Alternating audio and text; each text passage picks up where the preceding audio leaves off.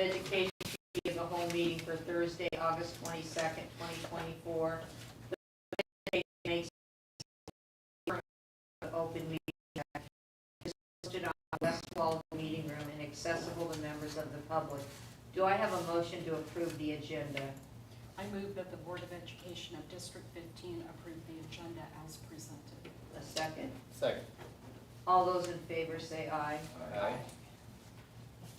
First up on the agenda is a discussion of Title IX policy. So, we hit on this very quickly at the board meeting on the 12th, and I just wanted to bring it back to you and bring the red line copy of what's been provided to us by a Perry law firm. As we talked about, the laws have changed at the national level again, and so that requires our law firm to update the policy, requires us to update it as well. These are the recommendations. The red line is our recommendations from Perry. Procedurally, not a whole lot of change from what we've been doing. Most of what the change is based on where the responsibility lies within the district to investigate a Title IX complaint and language within the policy. So it's not a, it's more of, there's a lot of just language type changes than there is any procedural type stuff. But I wanted to bring that to you so you have it to review and compare against our other policy. So that's the red line version. I am curious why they took out written, because I think that is cumbersome when they can do verbal, but not necessarily written. It is cumbersome. Because then there's no documentation from them. Exactly. All that is going to lie in the hands of us to document if there's a complaint. It's an unfunded mandate. Yeah. And coming from the federal level, so. Yeah, I guess, I'm just really surprised about that, because that he said, she said, what you say and what you necessarily hear are not always the same thing. So I'm assuming that if you have a complaint, I hope that never happens, but if you have a complaint, then you are required probably to make sure that your documentation is good. Are you allowed to tape the conversation? If we garner permission. Okay. And I will tell you right now, we have had investigations. And so every year we have investigations, and most of them come up unfounded as truly being a Title IX allegation. Right. So it's just the investigation of going through, and if some child comes in and says, hey, this child said this about me, because it fits on so many different levels. So that's the thing, is it's not just that, in a box. exactly, not just that sexual discrimination, but there is race, there is identity, there is religious, and so there's so many different facets of it that anything that arises, we do an investigation so that we make sure that we cover ourselves and have documentation. Yeah. And we do ask kids to, write things down if they have to tell us or note things, so. Right, and I was gonna say, again, it would depend on the age. You're not probably gonna have a first grader write out a long Right. Exactly. story. Mhm. Yep. But I don't envy you on that. It's a lot. Yeah. So you'll get a clean version for the board meeting with all the necessary changes made in it. It says Beatrice Public Schools. Again, just as a reminder, Nebraska is in a lawsuit. It has filed a lawsuit in conjunction with many other states against the new Title IX regulations, so who knows, we could be changing it again before. All right? Now we're going to learn about policy 111, Yep. classroom environment. Yep, so as you also know, at the board meeting, Charles asked that 6111 classroom environment be pulled from the consent agenda just as an opportunity to discuss it further and delve into what he saw as some inconsistencies, which he's right, and he would like an opportunity to explain to the board why he made that recommendation, and also some of the next steps and what his intentions are moving forward. So Charles, for the board. Okay, yeah, thank you. Yeah, and I won't take more than a few minutes. I know people are in a hurry to do other things. But I've handed out some further documentation for you. I'm not going to read the whole thing, just kind of a summary of it. But just to note that last Friday's Omaha World Herald had a headline article, got it right here, was the law could change how students view the world. Had a bunch on the front page and a bunch on page 2. I'd be glad to hand it around for anyone who wants to take a look at it. Anyway, the map provision of that law was the creation of Senator Justin Wayne of Omaha, which was eventually incorporated into a larger Christmas tree education bill. A portion of my statement to the Unicameral's Education Committee last year was included in the article. Of course, my name was misread. I objected to the statute in part because of the flaws inherent in all maps, and in part because of concerns about the legislature directing curriculum. I'm quoted as saying, state mandates such as this do not respect Nebraska's philosophy of local control. Please leave it to the teacher to decide which map is most appropriate for their particular purpose. Jack Moles, executive director for the Nebraska Rural and Community Schools Association, said superintendents at member schools have similar concerns about legislative overreach in areas typically left to local boards in the State Department of Education. Well, my concerns with the Mercator projection statute are multifold, not the least of it being the intrusion of state government into educational concerns for which they have no apparent expertise nor respect for local governments and true authorities. My analysis indicates the lack of vetting and the resultant fatal flaws of this statute have the potential to make it a poster child of legislative incompetence. I am aware of the laudable social justice issue highlighted by a West Wing episode.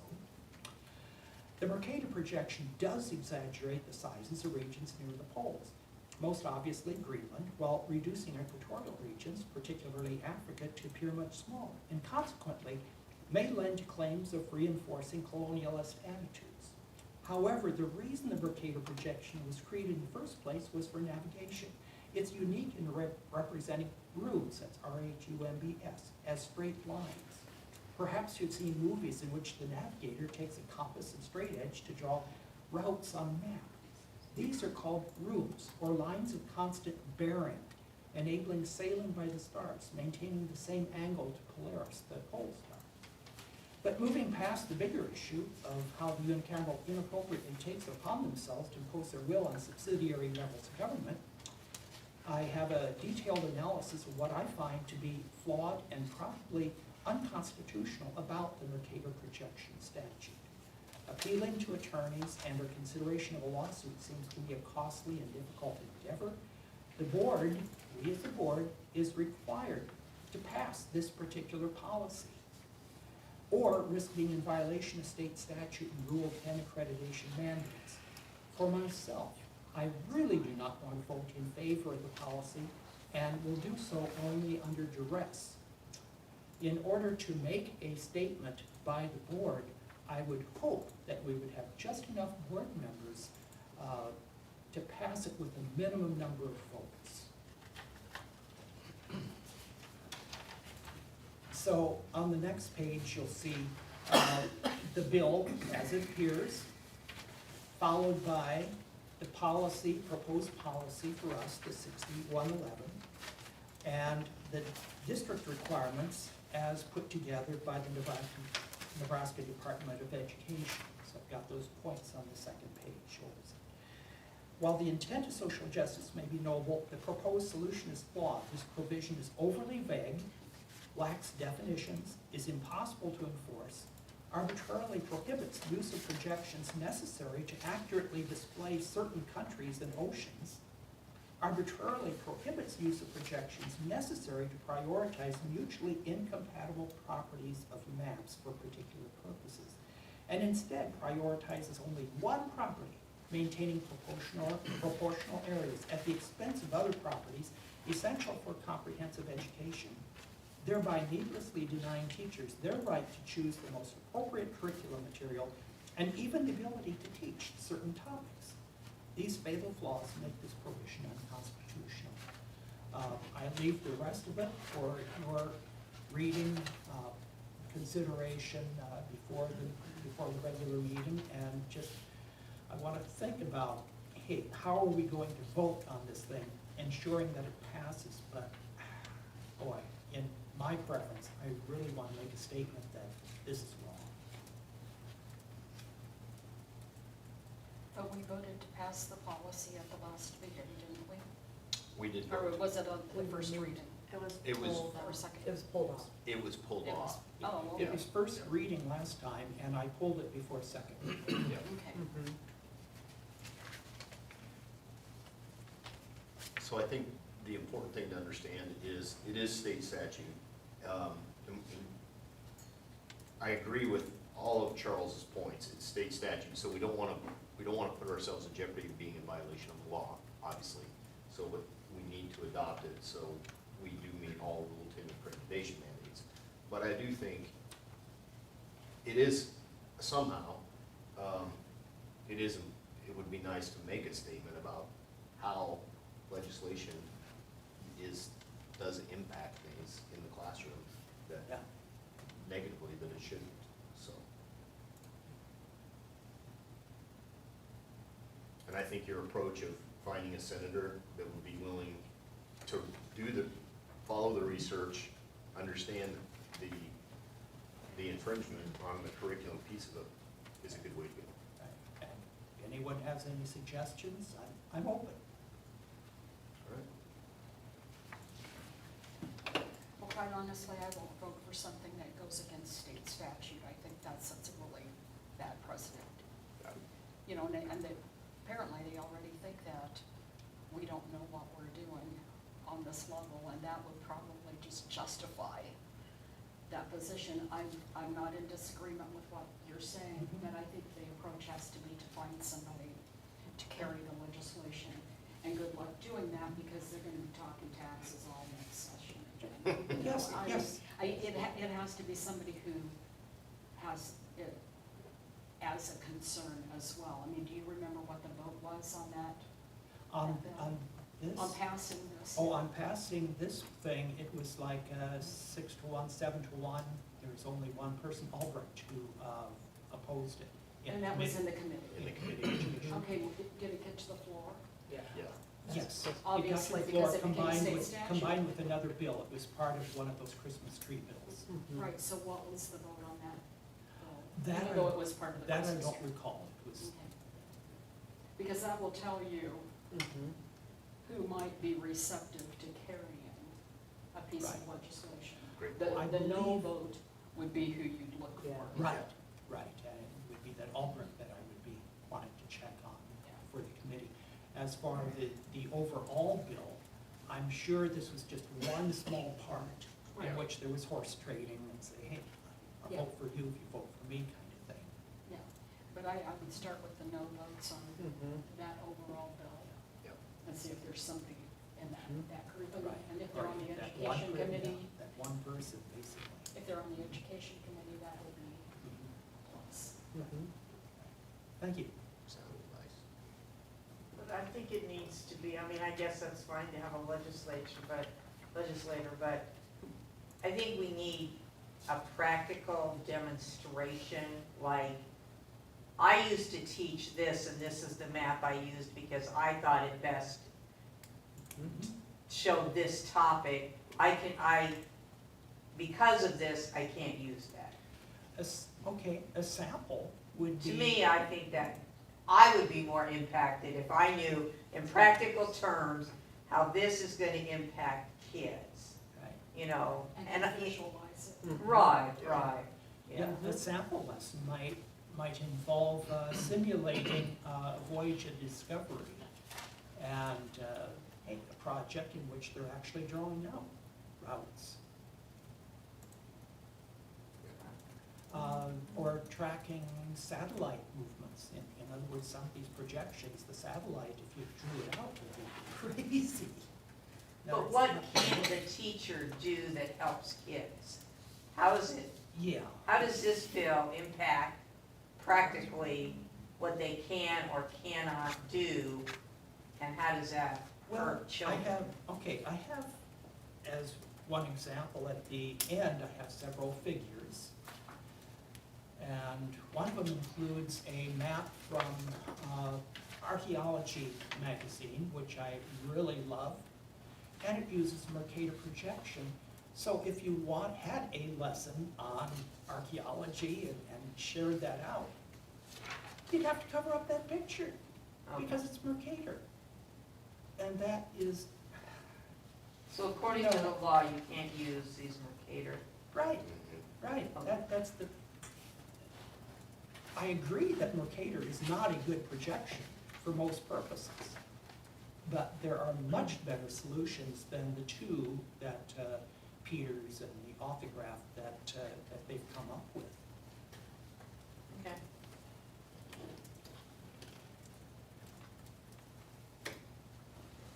Are we ready to move to district strategic plan update? Did anybody else have questions? Okay. Okay, perfect. In front of you, you have two documents. You have the full strategic plan, and then you have a highlight of what we are looking at working on this year. The full strategic plan has a bunch of information in it. So I would ask you to take some time to look at it, only because here's the deal.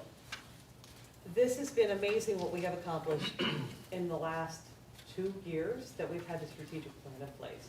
This has been a great guide for us. It's been a great, that North Star to really help us continue to move forward. And so that is, as I continue to work with it, I'm kind of giddy because it's like, oh my gosh, we have so much going on and so many great things happening in our district. And it really is because of this plan that we've put forth as a community to really help our district move forward. So let me go through a couple of the highlights. Strategy 1 is really about that design, develop, and implement new and existing buildings and technology infrastructure. And I'm gonna say Strategy 1, Action Plan 1 is done. It was completed and move-in date was August 2024. That is so exciting. Strategy 1, Action Plan 2, Safety and Security Training and Drills. One of the cool things the state is offering this year is a way for us to showcase the safety in our district. So we will be applying for, and you've maybe seen it around, some districts are showcasing their platinum level medal. We will be applying for that. I wanted to do that as a team approach. So I want to get our safety and security team together, which we will do in September, and we work together through it so they know exactly what the components are the state are asking for. And we should be at that platinum level, but I want everyone to be there at that table, and so that's why I have not done it yet. But once we get it, I will showcase ours as well. And I liked that open house when we got to actually demonstrate tornado warning. I know, that was exciting. It made one person who was there who thought that was Who great. thought that was great, I know. That was not on the agenda. No, it was not, far from. As you look at strategy 2, incorporating that social emotional learning. So strategy 2, action plan 3 is promoting student and family wellness. One of the things that I think that we have done, and there are a lot of districts and a lot of other buildings in our district that would like to have it, but I will tell you, implementing that school-based mental health therapist at the K-5, PK5 building is huge. Because then it can allow us to allot other resources to the 612 to where they have more time to spend with those students. But that has been a huge feat. I'm very excited about that part. Strategy 3, recruiting, retaining, and developing high-quality staff, faculty, and administration. If you look at Strategy 3, Action Plan 1, I will tell you what we have done with the classified salary schedule. Yes, again, we need to do more with that part, and we know we need to do more. But we are continuing to find ways to make it competitive. We are looking at other things that we can add into, other perks, and that is huge, and kudos to everyone that has been a part of that. Strategy 3, Action Plan 2 is the Mentors You Matter program. We've had a great time and a concerted effort of really pushing this in at the 612 level. We now, with the building being in one site, we're able to open it up to PK5. So PK5 had 2 mentors that they are open, so not everyone has a mentor anymore. We have just narrowed it down to 1 or 2 voices so that it's more focused. It's more about how can I help you navigate this building? How can I help you navigate that cultural side of the building and understanding how we do things in Beatrice. We have the professional learning teams, so they help with content, they help with that curriculum side. This is the other side of life to where I've got an email from a parent, I need help responding to it. How do I do that? So that's where the You Matter Mentor, it is a nice help and support for our new teachers. The other piece that we have in there is we still are continuing, this is year 2, of a .10 instructional coach from ESU 9 for our new teachers. Because the instructional coach, where they have access and they can go in and work directly with teachers to improve them, is absolutely what's needed. It's not their administrator that evaluates them, it is that coach. Strategy 4 and 5, I am excited about the movement that we are seeing in both of these realms, because here's the deal. Strategy 4 and 5 is where instruction and the student achievement will start to be impacted. So yes, it's impacted by 1, 2, and 3, don't get me wrong, but strategy 4 and 5 is really focused on teaching and focused on making sure that our kids are getting what they need. So providing research-based instructional strategies to meet each student's unique learning needs. We are still working on that career tech education, and I will tell you, last year was the first year that our team came together and created consensus, really thought about our plan, really thought about the future, really thought about where we were going.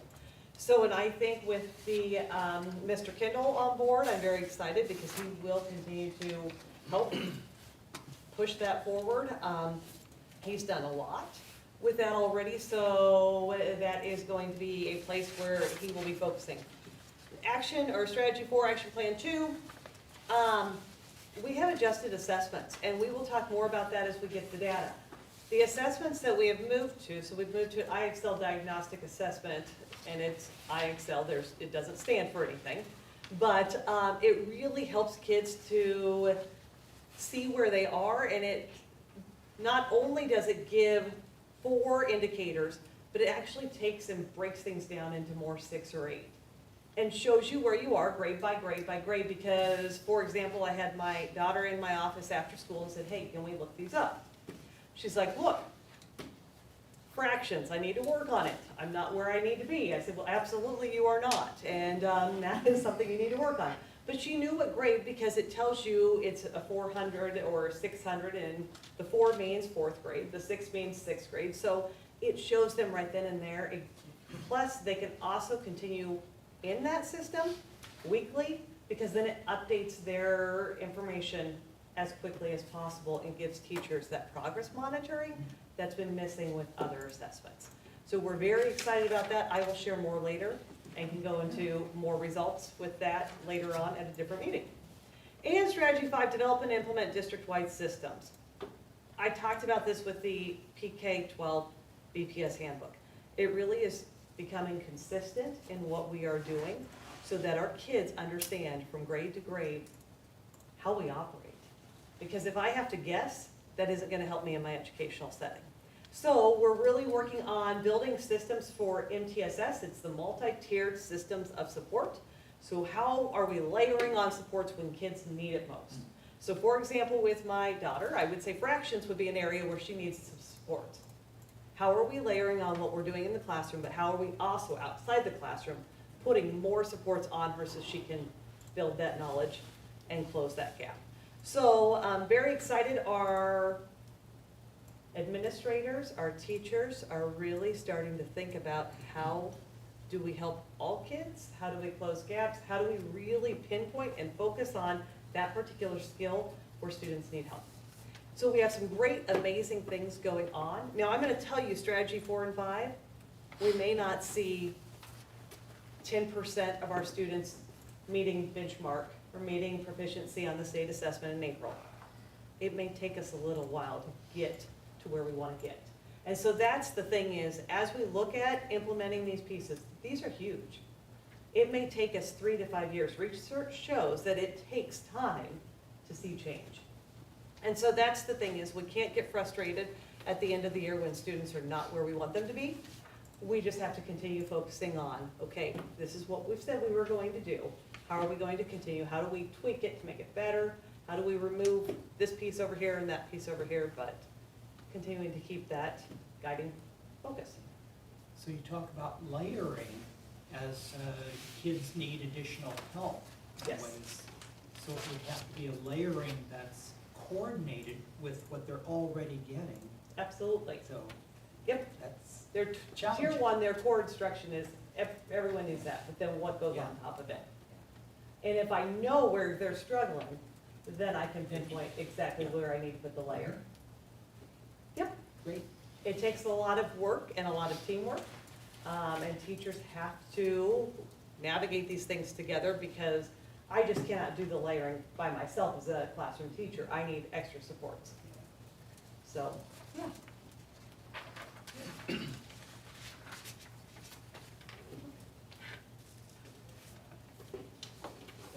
Thank you. Elementary playground expansion, Mr. Alexander.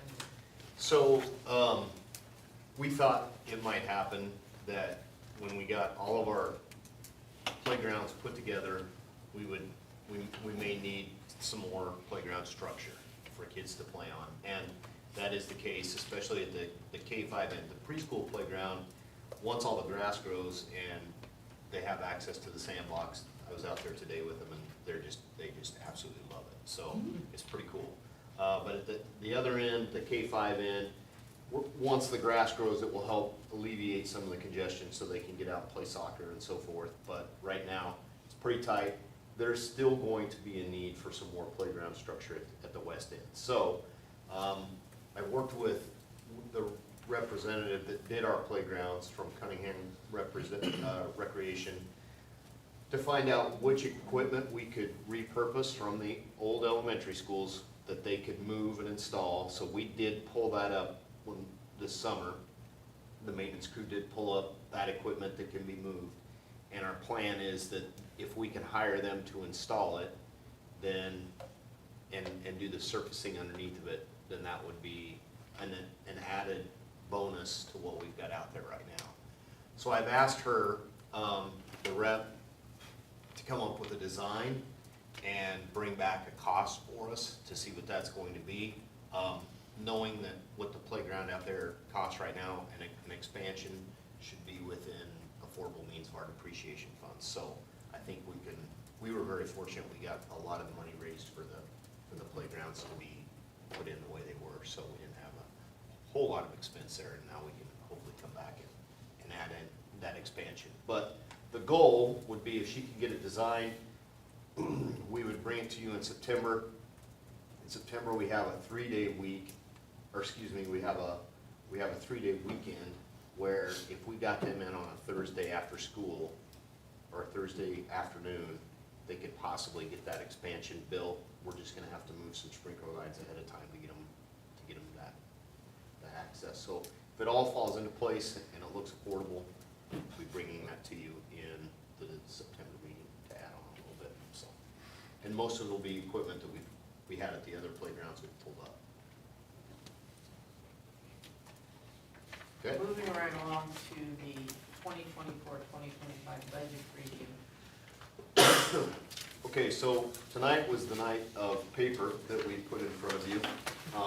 Lots of things that you have, but probably what'll help most to start with will be the notice of the budget hearing and the budget hearing summary. I'll get to those in just a minute, or the facts setting. So you've seen this slideshow before. I'm gonna skip over several slides, but try and hit the highlights. The proposed budget, the goals of this budget cycle are, as always, financing an educational program that supports the best interest of students attending Beatrice Public Schools, adjusting general fund and building fund needs to accommodate current and future building needs. This began really in 2021, and we're continuing to move forward.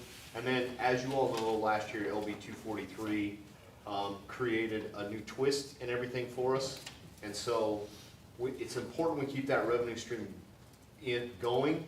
And I'm going to talk a little bit about how we're doing that this year, but also providing some tax relief, as we've heard a multitude about over the past couple of years. So those are the goals of the budget cycle. As we look at the different funds that we have available, I'm going to skip over those. Those aren't really important for us to talk about tonight. You're pretty much aware of all those anyway. I'm gonna jump right down to enrollment. You can see that our enrollment has been pretty static, maybe a little bit even growing, and we believe that we typically take the 1st of September, or excuse me, the 1st of October, that's when we utilize this count. We know right now that we're up from that number that's on there right now, which is 2,119. I think we're up from that number, so, I believe. So we'll provide that number, we'll update this graph in October as well, and have it there for you. The TIOSA formula, you've all heard about that. People want to make it out to be very complicated. If you could break it down to needs minus resources equals state aid, it's a little easier to understand. So there are a lot of parts to the needs and a lot of parts to the resources that become the complicated pieces, but when you try and just keep in your mind everything's based on what your needs are and then what your resources are, that will determine your state aid. So a little bit about our state aid. The next slide shows you historically what's happened, and as you all know, and you've heard me say before, where that blue arrow is approximately 2010-11 is when state aid really started to change in the state of Nebraska, because as valuations started to increase, funding to schools started to decrease. That was a shift in taxes from, it was a shift in the formula to where the state quit contributing as much to schools, and it really ended up then landing on the shoulders of the taxpayers. That was the year that it really started to happen, because that's when we started to see valuations really go up. The next graph will show that even more. But in terms of our state aid for this year, we will see more state aid than we did last year. There's really one reason for that. Well, a couple of reasons, but one of the major reasons is the 2-year new school adjustment factor that we applied for. So we'll see about a 40% bump this year and about a 20% bump next year. So for the next 2 years, we'll see a little bit of bump in state aid because of the new elementary school. So that's a factor that we have to keep in the back of our heads as we move down the line a few years, we'll see go away, unless our enrollment continues to grow. Valuation history. Again, the red arrow indicates that year that I spoke of when valuations really started to see a climb. As that started to happen, the state recognized that when people are paying $16,000 per acre to $21,000 per acre bits of land, the valuation's going to increase, which means public entities can go to their taxpayers and ask them for more money, and they can do that by adjusting the local effort rate in the formula. Well, what happened as the state started to recognize that is they started to contribute less, property taxpayers started to contribute more. So where does that bring us to our valuation this year? Our valuations are going up another 8%, so essentially that means that we have to react to that in our levy, which we are going to do. You can see the valuation history there. You can see that last year valuation was at $1,560,000,000. This year with an 8% increase, that gets us to $1,692,000,000. So our valuations are going up that 8.47% that we're talking about, roughly $132 million. So that has an impact on us. However, one of the things that we have to be wary of when we talk about budgeting is projected future increases in expenditures. So as you all know, during the fall of the year, we are negotiating salaries for staff. And when we do that, that's the biggest factor in our budgeting process. We determined that it was important for us to come up with a list of projected future increases, so we've created that list. Some of these things will happen. Wage increases we know is going to happen, and that's roughly to the tune of about $685,000 that we'll see go up.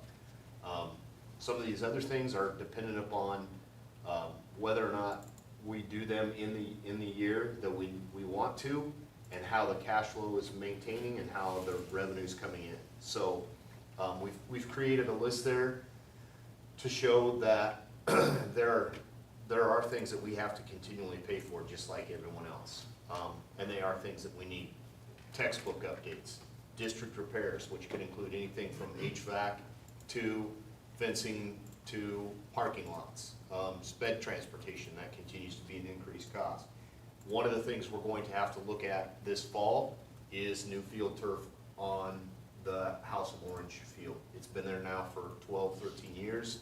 We've had safety tests run on it, and we're gonna have to make some improvements on that. So we'll be looking at including that in the budget as well. Okay? So as we move along, trying to be fairly quick, hearing notice explanation. So I'm not gonna spend a lot of time on this, but there's two types of hearing notices. There's the budget hearing, which is the first one we come to. And what I've done is provide you the hearing that I've prepared, hearing notice that I've prepared so far.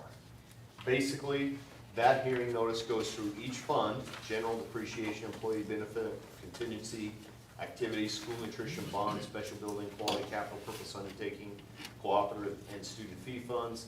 And it tells you what we actually spent in 22-23, what our estimated expenditures are in 23-24, what our estimated expenditures will be for 24-25, and that provides the budget of expenditures for you in each one of those funds. When we start talking about the breakdown of property taxes, because of LB 243, down at the bottom, you see the breakdown of property taxes for bond purposes and for non-bond purposes. Bond purposes is strictly relating to or referring to the QC PUF fund. The non-bond purposes are the general fund and the building fund. Those are the three funds we tax in right now. So, for non-bond purposes, we're talking about $16,489,640 of tax asking for next year, okay? So how does the budget work? Well, to break it down, two sides to the budget: the expenditure side and the revenue side. On the expenditure side, we have a lot of that's determined by the State Department of Education, and it's based on our allowable growth rates. It's based on our base growth rates in the TIOSA formula, and so forth. But the total adjusted general fund of disbursements and transfers for next year is $28,574,260. We have access to prior year unused budget authority of $557,547, which brings us to $29,131,807. When we include SPED, we get to $32,370,256. We have access to $400,000 of unused budget for this year, which brings our total budget of expenditures to $32,770,256. Now, last year, our budget of expenditures, and you'll see this later on, was about $33,170,000. So we are cutting our budget. We're reducing our budget rate a little bit, and you'll see that when we get to the tax hearing notice. On the revenue side of things, so now we know how much we're looking at, what we could possibly spend. On the revenue side is how do we fund that? Well, our beginning cash balance will be lower. It'll be about $4.6 million. Other revenues that we will garner, state and federal funds, we're estimating to be about $7.8 million. We know that our state aid number is $6,035,877. So that brings our total revenues before taxes to $18,584,502. When we factor in what we're asking for taxes, that's $14,185,754, which balances the revenue side with the expenditure side, $32,770,256. Okay, so that's the budget, expenditure, and revenue side. We do have a slide in there about budget authority certified by the NDE, so This really kind of shows you what I was talking about a moment ago when I said last year, our budget of expenditures was $33,177,327. This year, we're trimming that back a little bit to $32,370,256. Okay? 370? It's actually with that, 770. it's 770 with that 400,000 in there. Okay. So, yeah, we just didn't get that changed on the slide today. So, historically, revenue versus expenditures, when we budget, where have we been? You can see that historically, the red line indicates the actual expenditures, the green line indicates the actual revenue. So we have always been pretty close to where our revenue is to where our expenditures are. And that has allowed us to preserve a pretty healthy cash flow and do the things that we've been able to do in the past couple of years.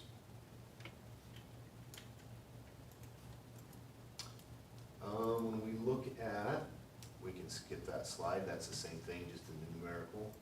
The historical cost per pupil, these are the numbers of how Beatrice is operating on a cost per pupil that connect to the next graph, which shows you a line graph of where we stand in comparison to the rest of the state. So on the basis of average daily membership, which is how many students you have in chairs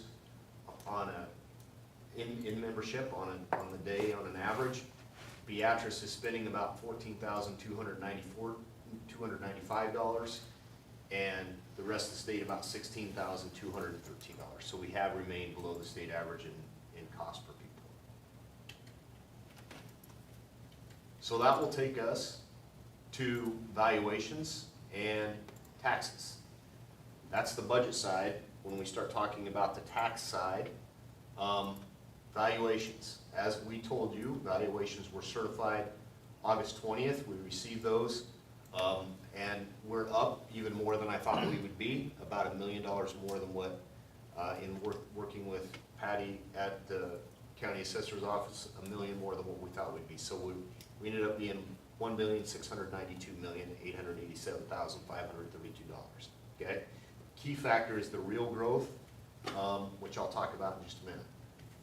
If we jump down to our general and building fund tax levy history, and this is where, I don't know that the general public recognizes this, but this graph, and another one we're going to show you in a minute, does substantiate the fact that as valuations have gone up, Beatrice Public Schools has reacted and typically lowered the tax levy. This is historically, these are the numbers, these are the facts.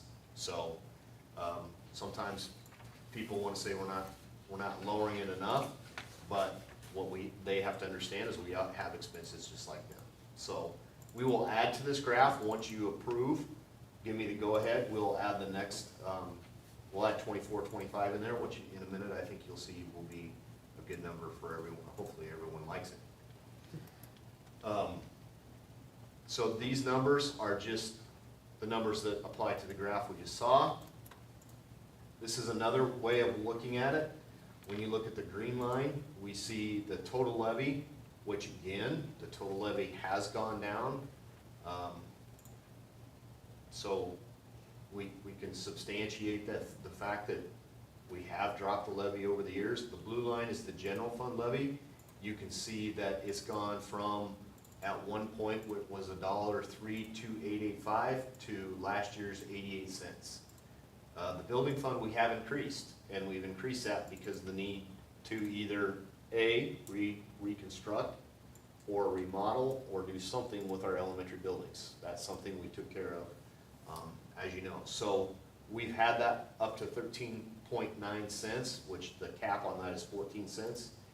We will, this year you'll see that we will be able to reduce that just a little bit and make an effort to continue to be wary of our tax, or the tax burden. So that brings us to the tax hearing notice, which this is in front of you as well.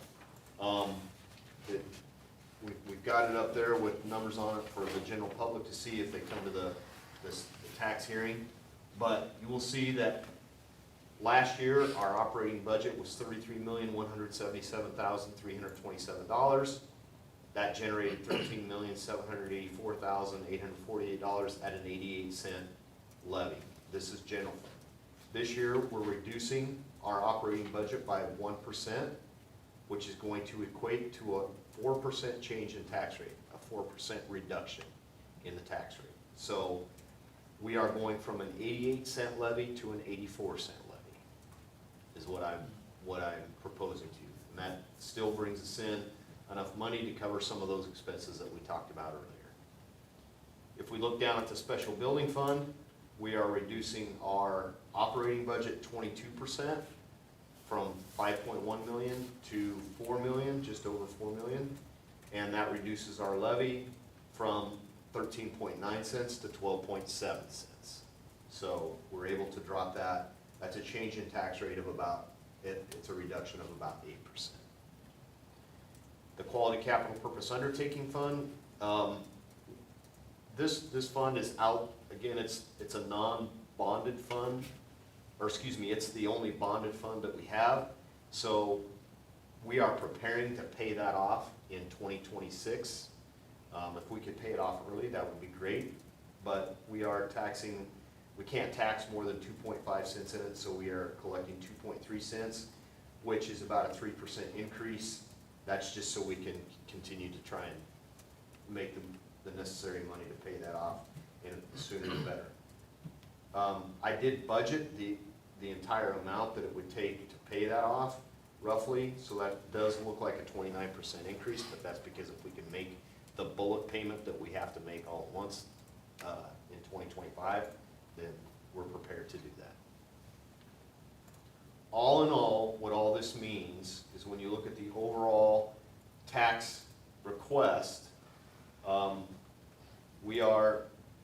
last year we asked for a total of $16,313,534. This year we're asking for a total of $16,883,579.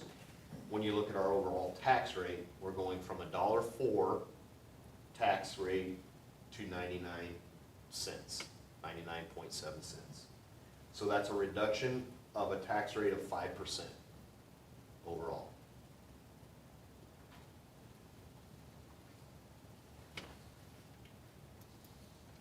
Which also means, and the next slide just shows you all that information that I just covered, number to number, so it's a little easier to read.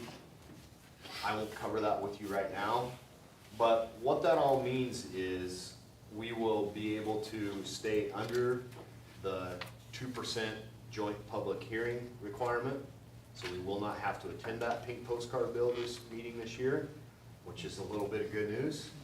And we will be able to basically reduce our tax asking a nickel on the mill levy from where we were last year at this time. So that is where we are right now. Unless you would tell me that that's not where you want to be, then I'll go back to the drawing board. But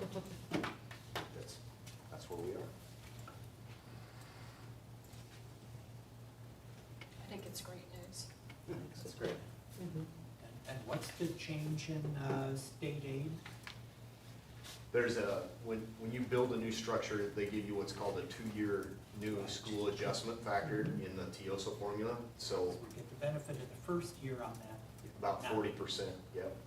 And then next year it'll drop to about 20%.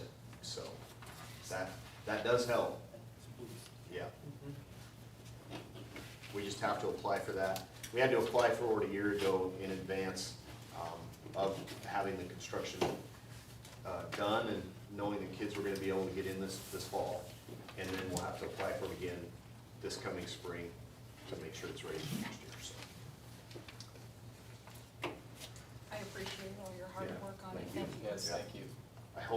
I hope this helps us with the whole property tax thing that's out there, but, you know, it's interesting. I would assume we'll do this, we'll see how many thank yous we get, but I think we can make it work, The so. internet will blow up tonight. Yeah. Mhm. Yeah. I did also put at your desk a statement regarding the BPS budget that I think we'll release to the newspaper and to Queeby tomorrow, assuming everybody's comfortable with where we are. That's very well written. Yeah, it is. And then also, in case you're just needing more late night reading, I did create kind of an explanation for you as to the reason why we would not have to attend the joint public hearing. And a lot of it comes down to the real growth number that was $1,097,518 more than it was a year ago. That helped a lot, that the real growth value is up that much, so. That's there for you, and if you need anything, any further explanation, or any constituents, ask, call, whatever, don't be afraid to send them my way. Be glad to The visit. slides will be available.